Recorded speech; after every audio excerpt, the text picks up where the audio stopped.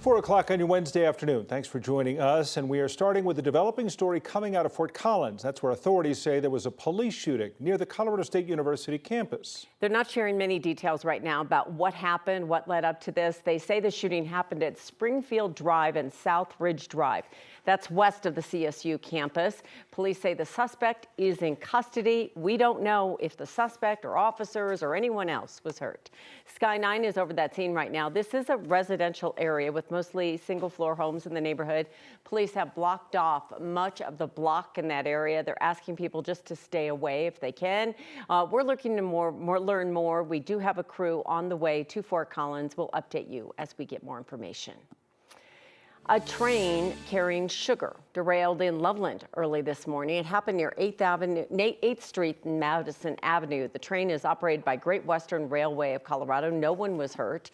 A fuel tank was punctured and spilled hundreds of gallons of diesel. The fuel was contained and it didn't get into the nearby waterway. Snow has been into the southwest corner of the state today. Take a look from CDOT. These the conditions near Silverton. That's south of Telluride. So Red Mountain, Moelis, and Coal Bank passes all closed right now due to that snow. And around the metro area, we are clear of the snow and rain, although it was trying to spritz a little earlier, I noticed, and the clouds are out there today, Kathy. So yeah. We're wondering what's up. It's interesting. It kind of has a convective feel, right? Like springtime. Yeah, right? It does, exactly. Totally convective. Like Virga, you know, when it I don't understand convective. Well, it means like the clouds, it looks like they're trying to rain, but it kind of comes out as Virga. And the convective clouds are thunderstorm clouds that we typically see in like April and May and June. That's why it feels so darn convective. Doesn't it though? And a little electric. We haven't had any thunder and lightning out there, but those clouds look like they could be capable of that. And this is just all part of this warm system that's moving into Colorado, dropping some heavy mountain snow, as Tom just mentioned. Now on the eastern side of the tunnel, I-70, no issues today. We are going to see the wind ramp up though along the Front Range foothills later tonight, so that's going to be a problem. Temperatures today comfortable. We've dropped down to the upper 40s, but we've been hovering in the mid 50s for much of the afternoon, even with the cloud cover. And here comes the wind out of the west and southwest. And we do anticipate it'll really start to ramp up. So we have a high wind warning out for the Front Range foothills. That goes out at 5 o'clock tonight through Thursday morning with those gusty winds. So high profile vehicles in some of those canyon areas, Highway 36, just be mindful that the wind is going to be an issue tonight and tomorrow in those areas. System kind of winding its way over the Four Corners area. There's another low pressure system upstream. So really active weather pattern. Snow's continuing in the high country. We're seeing a stray rain showers we talked about yesterday here along the Front Range, kind of lifting to the north, not really affecting travel all that much, but again, strange for February.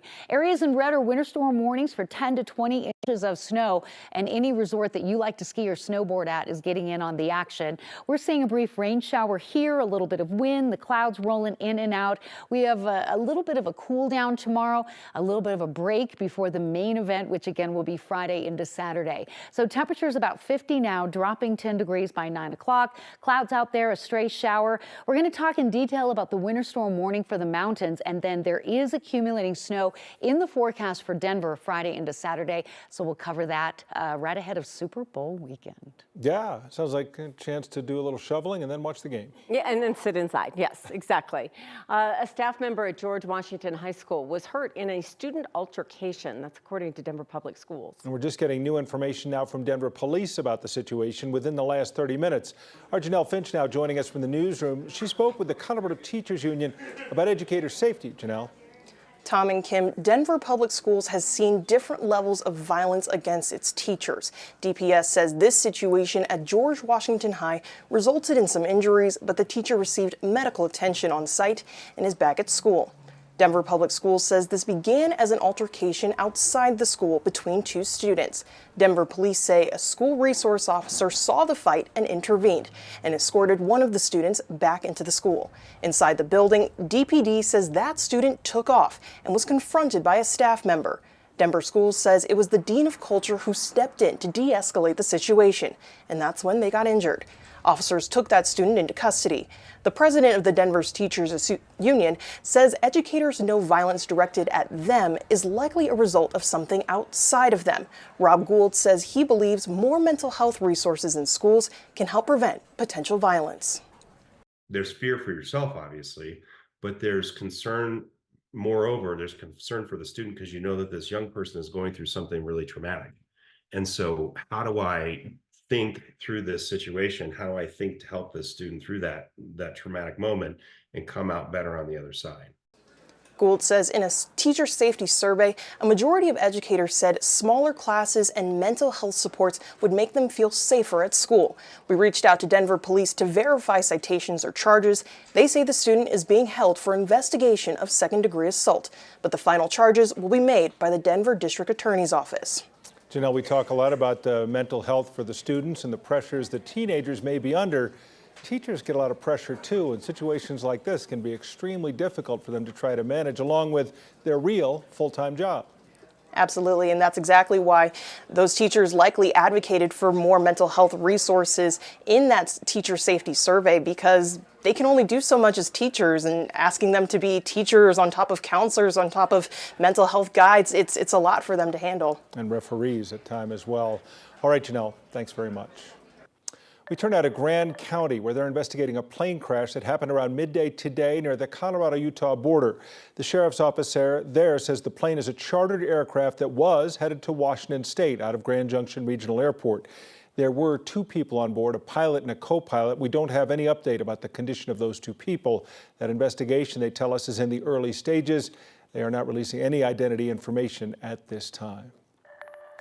It is an extremely controversial term. It's tied to hundreds of deaths across the United States and here in Colorado. And now it's one step closer to being eradicated in our state. A move by legislators this week follows a year-long investigation by reporter Chris Vanderveen on the term excited delirium. Some legislators want to kill the term outright. Here's Chris. I move House Bill 1102 to the Committee of the Whole. It's a general rule in broadcast journalism Second. to avoid meetings. To our last bill of the day. They're not terribly visual Sponsors, just a few moments to get situated. and can often be quite boring. But sometimes All right, sponsors, thanks for joining us. news when you're ready. happens in the most seemingly mundane of ways. House Bill 1103 was brought to my attention by a reporter. Representative Judy Amabile is talking about a conversation she and I had a year ago about a term known as excited delirium. That is why we're bringing the bill today. In 2023, 9 News spent months investigating the controversial term, ultimately connecting more than 225 deaths across the U.S. to it, one of which was the death of Elijah McClain. Stop. I have a right to stop you because you're being suspicious. Turn around. It is not a medical term that is accepted, nor is it a medical term that should ever be utilized in any type of training. Now, Representative Leslie Herod is talking about our investigation's conclusion.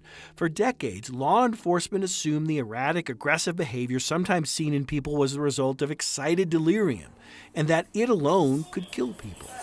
Hey, Roy Bull. In Adams County in late 2022, a deputy assumed he was seeing it, while he and others restrained a mentally ill inmate face down for 16 minutes. I showed the video to Representative Amabile last year. I watched a video of a man being killed in jail, and somebody raised the issue, I think he might have excited delirium. Our investigation found case after case where officers, assuming they were witnessing excited delirium, were missing more obvious clues as to what was really happening. We also found Thank you for allowing me to give testimony. a woman by the name of Avina DeLuna, whose father died under a pile of officers in Adams County in 2017, a death the county coroner attributed to a term no longer recognized by any major medical organization. It's time for accountability and justice to be served. This was the first time any legislative body had heard her story. My father could not breathe. My father was fighting for his life. In the end, her words worked. Representative Amabile. Yes. By an 8-3 vote, the State House Judiciary Committee Garcia. yes. took a critical first step in banning use of the term in police and autopsy reports, The vote is 8-3. Congratulations, sponsors. a seismic change in the most seemingly mundane of places. Chris Vanderveen, 9 News. Colorado could become the second state in the country to do this. California passed a ban on the term last year. Hawaii and Illinois are considering similar measures.